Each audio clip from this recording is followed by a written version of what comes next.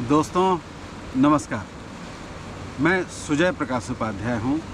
मैं एक ज्योतिषी हूँ और ज्योतिष के विभिन्न बिंदुओं पे मैं बात करता हूँ। कभी कभी मैं विशिष्ट लोगों की जन्म कुंडलियों की भी बात करता हूँ। कुछ दिनों से हम हरिद्वार और पौड़ी गढ़वाल के इलाकों का भ्रमण कर रहे हैं और मुझे समय नहीं मिल पाता था घर पे वीडियो बनाने का, तो मैंने सोचा कि चलते चलाते भी ज्योतिष के संबंध में वीडियो बनाया जाए। तो आज ज्योतिष के संबंध में हम चर्चा करेंगे और ज्योतिष के संबंध में चर्चा करेंगे कि क्या जन्म कुंडली को देखने का तरीका केवल लग्न कुंडली, सूर्य कुंडली और चंद्र कुंडली ही है या कोई और भी तरीका है जिससे जन्म कुंडली का विश्लेषण किया जाता है। इनफैक्ट सच बात तो यह है कि सूर्य कुंडली, चंद्र कुंडली और लग्न कुंडली बहुत बेसिक्स बात बताते हैं। यदि जन्म कुंडली बहुत अच्छी है तो लग्न कुंडली से ही काम चल जाता है। लेकिन कुछ डिविजनल चार्ट्स होते हैं। आज मैं चर्चा नवमांश की करूँगा। कई डिविजनल चार्ट्स होते हैं। सप्तमांश होता है, नवमांश होता है, दशमांश होता है, त्रिशांश होता है, द्वंद्वांश होता है। तो इन सब का महत्व क्या है? जब कभी भी आपको सूक्ष्मता की ज़रूरत पड़े, जब कभी भी आपको यह लगे कि व्यक्ति विशेष की जन्म कुंडली के सूक्ष्म से सूक्ष्म बातों को जानना है, तो 3 बातों को याद रखिए। पहली बात तो आप उनकी महादशा, अंतर्दशा और प्रंतरदशा भी देखिए। दूसरी बात आप उनका गोचर का भी ध्यान रखिए।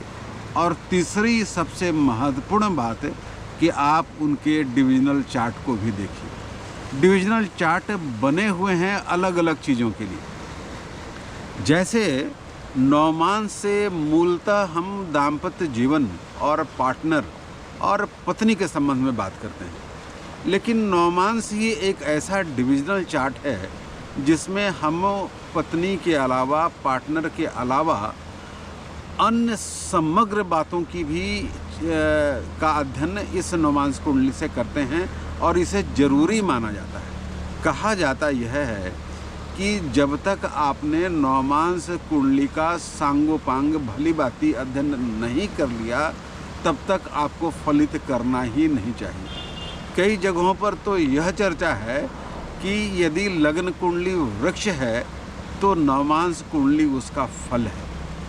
फल को देखने के लिए आपको नवमांश कुंडली जरूर ही देखना चाहिए। अब प्रश्न यह है कि दाम्पत्य जीवन के अलावा किन किन बातों को हम नवमांश से देख सकते हैं। तो मेरा उत्तर है कि समस्त चीज़ों को जैसे आप लग्न कुंडली से देखते हैं वैसे आप नवमांश कुंडली से भी देख सकते हैं। जैसे आपको देखना हो कि व्यक्ति विशेष किस तरह की आजीविका करेगा, उसका आजीविका का नेचर कैसा होगा, उसकी आजीविका की प्रवृत्ति कैसी होगी, उसकी नौकरी कैसी होगी, तो आपको लग्न कुंडली देखनी है, फिर नवमांश कुंडली देखनी है और फिर दशमांश कुंडली देखनी है। कैसे देखेंगे? पहले लग्न कुंडली का आप दशम भाव देखिए, फिर चंद्र कुंडली का दशम भाव देखिए। दोनों में जो स्ट्रांग हो उस दशम भाव के स्वामी को देखिए कि वह नवमांश में कहाँ और किस तरह का बैठा है, और नवमांश में वह जहाँ बैठा है उस भाव के स्वामी के अनुसार उसकी आजीविका हो सकती है। यदि उसका स्वामी मंगल है तो व्यक्ति आर्मी में जा सकता है, सेना में जा सकता है। भूमि पुत्र मंगल को कहते हैं, तो भूमि से संबंधित कारोबार कर सकता है। शनि हो तो वैसा व्यक्ति प्रजा से जुड़ा हुआ हो सकता है, वैसा व्यक्ति एडमिनिस्ट्रेशन में जा सकता है। खास करके 10वें से यदि शनि हो और नवमांश में भी वह उच्च का अच्छी स्थिति में हो और या वर्गोत्तम हो, तो वह व्यक्ति प्रशासन में भी जा सकता है। अब एक शब्द मैंने कहा वर्गोत्तम, आप पूछेंगे वर्गोत्तम क्या होता है? तो वर्गोत्तम शब्द नवमांश से ही रिलेटेड है। आपका लग्न मान लीजिए मेष राशि है और नवमांश कुंडली में भी जो लग्न है वह मेषी है, तो हम कहेंगे कि आपका जो लग्न है वह वर्गोत्तम है। वर्गोत्तम का अर्थ क्या हुआ? अर्थ यह हुआ कि यदि वर्गोत्तम आपका लग्न या ग्रह वर्गोत्तम है तो वह उच्च के जैसा फल देना प्रारंभ करते हैं। लग्न आपका वर्गोत्तम है तो व्यक्ति की जो पर्सनालिटी होगी वो काफ़ी सम्मोहक होगी, वो काफ़ी आकर्षक होगी, उसके देखने में वह बहुत सुंदर होगा, वह आकर्षक होगा, वह सम्मोहक होगा और उसकी वाणी भी अच्छी होगी यदि दूसरा भाव अच्छी तरह से प्रतिकूल ढंग से प्रभावित न हो तो मैंने कहा कि नवमांश में हमने देखा कि दशम भाव का स्वामी नवमांश में कहाँ बैठा है, उसका स्वामी जहाँ बैठा है उसका स्वामी जैसा होगा उसकी तरह आजीविका होगी। बुध उसका स्वामी होगा तो बुध हम जानते हैं बुद्धि का कारक है, वह ज्योतिषी हो सकता है, वह प्रोफेसर हो सकता है, वह MBA करके काम कर सकता है, वह IT में जा सकता है। बृहस्पति हो तो बृहस्पति ज्ञान का कारक है, वह इस केस में भी वह ज्योतिषी हो सकता है, वह उपदेशक हो सकता है, वह टीचर हो सकता है, वह प्रोफेसर हो सकता है, वह पांडित्य का काम कर सकता है, वह बहुत बड़ा विद्वान व्यक्ति हो सकता है। तो इस तरह से नवमांश को देखने की बात हमारे शास्त्रों में की गई है। हमारे शास्त्रों में कहा गया है कि नवमांश को आप ठीक वैसे ही देखिए जैसे आप लग्न कुंडली को देखते हैं। हम नवमांश में योगों को भी देखते हैं। नवमांश में भी यदि अच्छे योग बन रहे हों तो हम उसका फलित लग्न कुंडली की तरह करते हैं। अच्छा, कभी कभी ऐसा होता है कि लग्न कुंडली में जो ग्रह हैं वो काफ़ी उच्च के हैं, स्वग्रही हैं, मूल त्रिकोण राशि में हैं, लेकिन नवमांश में आकर वह नीच का हो जाता है। अब आप देखिए उसकी शक्ति छिन्न हो गई। जैसे ही नवमांश में वह कमज़ोर हुआ तो उसकी शक्ति छिन्न हो गई, उसको अब पूरा फल नहीं मिलने वाला है। उदाहरण के तौर पे मैं बताता हूँ। शनि मेष लग्न में स्वग्रही है, मकर राशि में है, दशम भाव का स्वामी है और वह नवमांश में जाके मेष राशि में बैठा है, नीच का हो गया वहाँ। तो शनि जिस तरह का अच्छा फल देना था वह अब नहीं दे पाएगा। कुछ ग्रंथकार कहते हैं कि शनि की महादशा जब आएगी तो पूर्वार्ध में तो उसको स्वग्रही होने का फल मिलेगा, लेकिन उत्तरार्ध में उसको खराब फल, नीच होने का फल मिलेगा। सिमिलरली बाकी एक मुझे याद है एक नेता की कुंडली में देख रहा था और मुझे मालूम नहीं था कि ये किस तरह के नेता हैं, क्या हैं। तो मैंने देखा कि उनका जो लग्न कुंडली है उसके चारों केंद्र खाली हैं, ग्रहों की स्थिति उतनी अच्छी नहीं है। तो मैं कुछ बोलने ही वाला था कि इसके पहले मैंने सोचा कि उनकी नवमांश कुंडली देख लूँ। नवमांश में 5-5 ग्रह स्वग्रही थे। तो मैंने कहा कि यह आदमी तो या तो पॉलिटिकल ब्यूरोक्रेट होगा या यह प्रशासनिक अधिकारी होगा।